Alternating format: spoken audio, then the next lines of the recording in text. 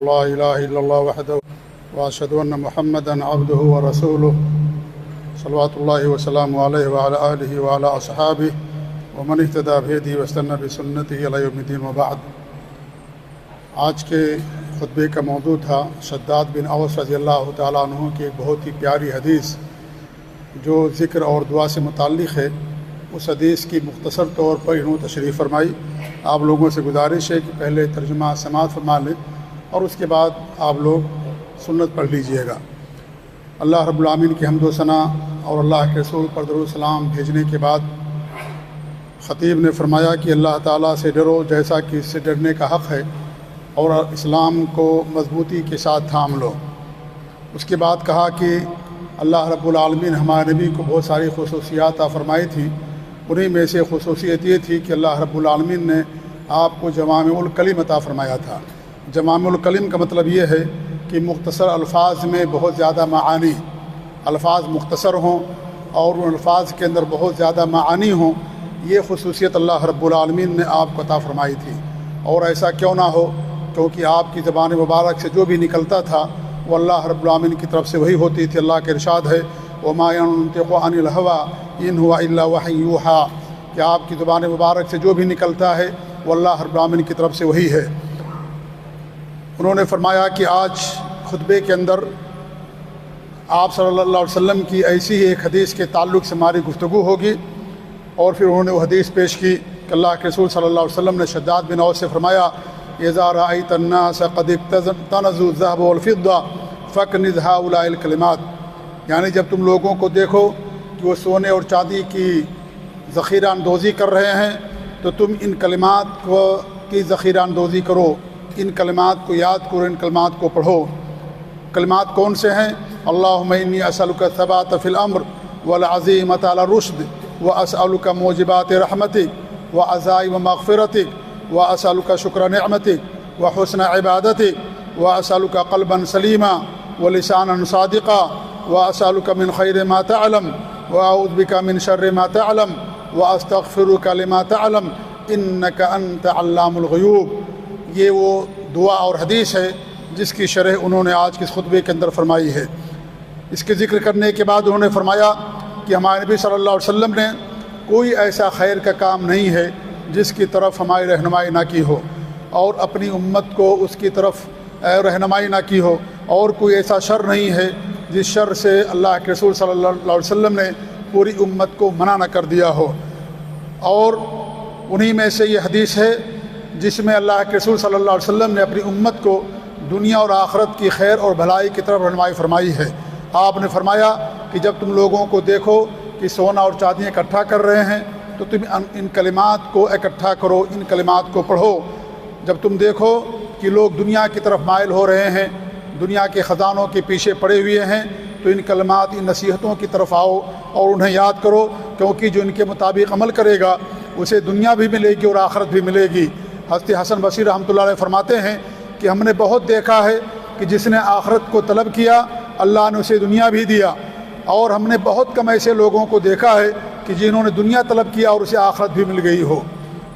جو آخرت طلب کرتا ہے اللہ تعالیٰ اسے آخرت بھی دیتا ہے، دنیا بھی دیتا ہے، لیکن جو صرف دنیا کا طلبگار ہوتا ہے اسے صرف دنیا ملتی ہے، آخرت نہیں ملتی۔ لہذا تم آخرت طلب کرو، اللہ تعالیٰ تمہیں دونوں چیزیں دے گا۔ اور یہ اللہ کے رسول صلی اللہ علیہ وسلم کی اس حدیث کی مصداق ہے جس میں ہمارے نبی نے فرمایا کہ جس آدمی کا مقصد آخرت ہو جائے اللہ تعالیٰ اس کے دل کے اندر بے نیازی ڈال دیتا ہے، اور اللہ رب العالمین اس کے تمام معاملات کو آسان کر دیتا ہے، اور اس کے پاس دنیا آتی ہے ناک رگڑ کر کے، دنیا اس کے پاس ناک رگڑ کر کے آتی ہے۔ اور جس آدمی کا مقصد دنیا ہو جاتا ہے تو اللہ تعالیٰ اس کی دونوں آنکھوں کے سامنے فقر ڈال دیتا ہے، اور اس کے تمام معاملات کو اللہ تعالیٰ خراب کر دیتا ہے، یا اللہ تعالیٰ اس کے تمام معاملات کو برباد کر دیتا ہے، اور اس طریقے دنیا اس کے پاس اتنی آتی ہے جتنا اللہ نے اس کے لیے مقدر کر دیا ہے۔ اس حدیث میں ہمارے نبی نے ہمیں ابھارا ہے، ہماری تربیت کی ہے کہ ہم ان مبارک کلمات کو یاد کریں اور ان مبارک کلمات کو ہم پڑھیں۔ ہمارے نبی نے شروعات کی اللہم انی اسألک الثبات فی الامر، اے اللہ رب العالمین میں امر میں ثابت قدمی کی تجھ سے سوال کرتا ہوں۔ امر یعنی دین اسلام پر ثابت قدمی، کہ اللہ تعالیٰ ہمارے دل کو، ہمارے اعضاء اور جوارح کو اللہ رب العالمین اسلام پر قائم رکھے۔ اس لیے ہمارے نبی صلی اللہ علیہ وسلم یہ دعا کیا کرتے تھے، یا مقلب القلوب ثبت قلبی علی دینک، اے دلوں کو پھیرنے والے تو میرے دل کو اپنے دین پر پھیر دے۔ لوگوں نے کہا کہ اللہ کے رسول صلی اللہ علیہ وسلم ہم آپ پر ایمان لائے اور جو آپ لے کر کے آئے اس کی ہم نے تصدیق کی،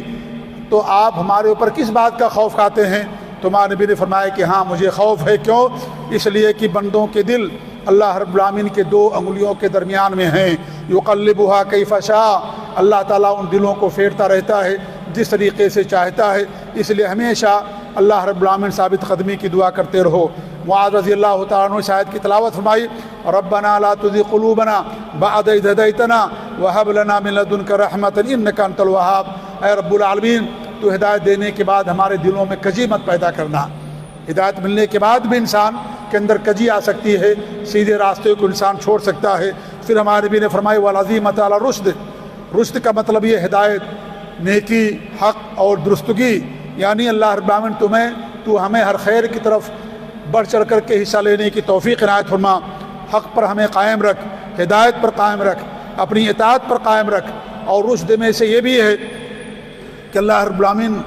کہ آپ کو توفیق دے دے کہ آپ کے پاس جو چھٹیاں ہیں ان چھٹیوں کو آپ اللہ کی اطاعت کے لیے استعمال کریں، حج کے لیے جائیں، عمرہ کے لیے جائیں، مسجد کے اندر اپنا وقت گزاریں، زیادہ سے زیادہ نماز پڑھنے کے بعد، اور جو پریشانیاں آئیں ان کے اوپر صبر کریں، گرمیوں کو برداشت کریں، اور نماز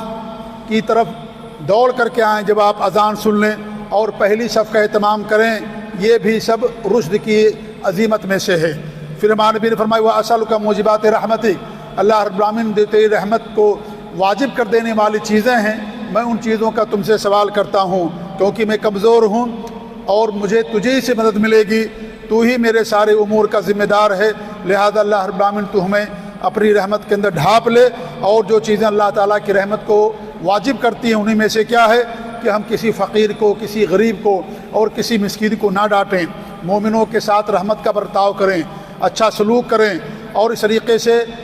انسان اور مسلمان ہی نہیں بلکہ جانوروں کے ساتھ بھی ہم بہتر سلوک کریں، کیونکہ آپ لوگوں کو معلوم ہے کہ اللہ رب العالمین نے ایک عورت کو، ایک بلی کو باندھنے کی وجہ سے اسے نہ کھانا دیا نہ پانی دیا، جہنم میں ڈال دیا، اور ایک آدمی کو یا ایک زناکار عورت کو اللہ رب العالمین نے کتے کو پانی پلانے کی وجہ سے جنت میں داخل کر دیا۔ انما یرحم اللہ من عبادہ الرحماء، اللہ تعالیٰ اپنے انہی بندوں پر رحم کرتا ہے جو اللہ کی مخلوق کے ساتھ رحمت کا سلوک کرتے ہیں۔ پھر انہوں نے فرمایا وعزائم مغفرتک، یعنی اللہ رب العالمین تو ہمیں ان اعمال کی توفیق دے جن اعمال سے تیری مغفرت ثابت ہو جاتی ہے، تو میرے گناہوں کو معاف کر دیتا ہے۔ اور جن چیزوں سے اللہ تعالیٰ گناہوں کو معاف کرتا ہے انہی میں سے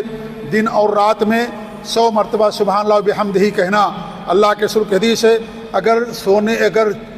سمندر کے جھاگ کے برابر بھی انسان کے پاس گناہ ہوں اور انسان ان دعاؤں کو کہتا ہے تو اللہ تعالیٰ اس کے گناہوں کو معاف کر دیتا ہے۔ اسی طریقے سے ہر فرض نماز کے بعد 33 مرتبہ سبحان اللہ کہنا، 33 مرتبہ الحمدللہ کہنا، 33 مرتبہ اللہ اکبر کہنا، اور 100 پورا کرنے کے لیے لا الہ الا اللہ وحدہ لا شریک لہ لہ الملک ولہ الحمد وہو علی کل شیء قدیر کہنا، تو اس کے وجہ سے بھی اللہ تعالیٰ اس کے گناہوں کو معاف کرتا ہے۔ اگر ہم نماز میں غور کریں تو نماز کی جو اہم عبادت ہے، نماز اسلام کا ستون ہے۔ آپ دیکھیں گے کہ نماز شروع سے لے کر کے آخر تک دعا پر اور استغفار پر مشتمل ہے۔ انسان گھر سے نکلتا ہے، مسجد میں آتا ہے، مسجد میں داخل ہوتے وقت دعا پڑھتا ہے، مسجد سے نکلتا ہے دعا پڑھتا ہے،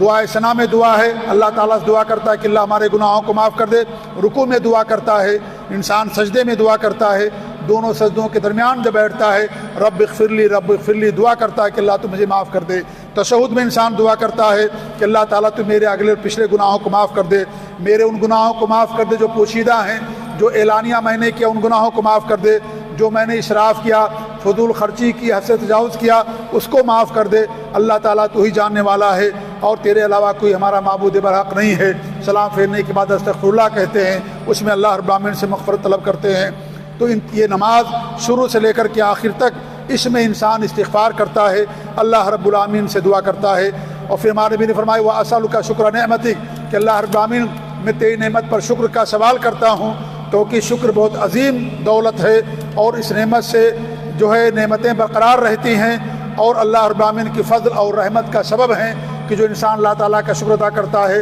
اللہ ہر العالمین نعمتوں کو برقرار رکھتا ہے۔ اللہ کا ارشاد ہے لئن شکرتم لازیدنکم، اگر تم شکر کرو گے ہم تمہیں اور دیں گے۔ تو شکر کرنے سے اللہ کی نعمتیں برقرار رہتی ہیں۔ پھر ہمارے نبی نے فرمایا وہ حسن عبادتی، اللہ تعالیٰ تو اچھی طریقے سے اپنی عبادت کی ہمیں توفیق عنایت فرما،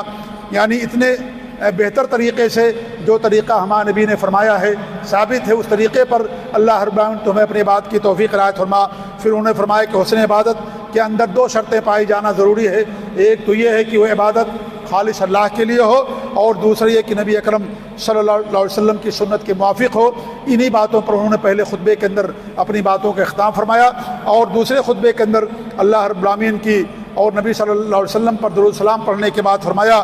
کہ ہمارے نبی نے یہ بھی دعا کے اندر سکھایا کہ وہ اسألک قلبا سلیما و لسانا صادقا، کہ اللہ تعالیٰ میں تم سے سلیم دل اور سچی زبان کی دعا کرتا ہوں۔ اور سلیم دل کون سا ہوتا ہے؟ جو دل شرک سے، اللہ کی معصیت سے، حسد سے، کینہ سے، نفرت سے، کسی کی تحقیر کرنے سے، کسی کو برا جاننے سے، کسی کا مذاق اڑانے سے جو دل پاک ہو، اس دل کو قلب سلیم کہتے ہیں۔ اور قلب سلیم والوں کے لیے اللہ رب العالمین نے جنت کا وعدہ کیا ہے، یوم لا ینفع مال ولا بنون الا من اتى اللہ بقلب سلیم، جس دن اللہ تعالیٰ کے ہاں مال اور اولاد کام نہیں آئیں گے، جو قلب سلیم لے کر کے آئے گا اسی کو فائدہ ہوگا۔ اس طریقے صدق لسان یہ ہے زبان کی سچائی کہ انسان ہمیشہ سچ بولے، اور مذاق میں بھی کسی سے جھوٹ نہ بولے، کیونکہ مذاق کے اندر بھی جھوٹ بولنا شریعت کے اندر جائز نہیں ہے۔ پھر ہمارے نبی نے فرمایا وَأَسْأَلُكَ مِنْ خَيْرِ مَا تَعْلَمُ، وہ تمام خیر جو اللہ تعالیٰ تو جانتا ہے میں تجھ سے سوال کرتا ہوں، اور ان تمام شر سے اللہ تعالیٰ میں تیری پناہ مانگتا ہوں جو تو جانتا ہے، کیونکہ ایک بندہ ایک انسان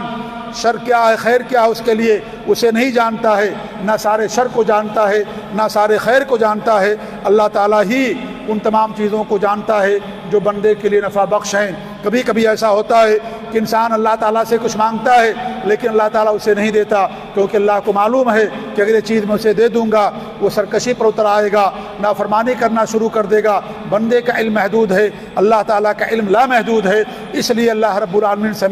ہمیں یہ سوال کرنا چاہیے کہ اللہ رب العالمین جو میرے لیے خیر ہو وہ خیر تمہارے لیے مہیا کر دے۔ تو یہ جو دعا ہے بڑی پیاری دعا ہے۔ پھر ہمارے نبی نے اس دعا کا اختتام فرمایا وَأَسْتَغْفِرُكَ لِمَا تَعْلَمُ إِنَّكَ أَنْتَ عَلَّامُ الْغُيُوبِ، کہ اللہ رب العالمین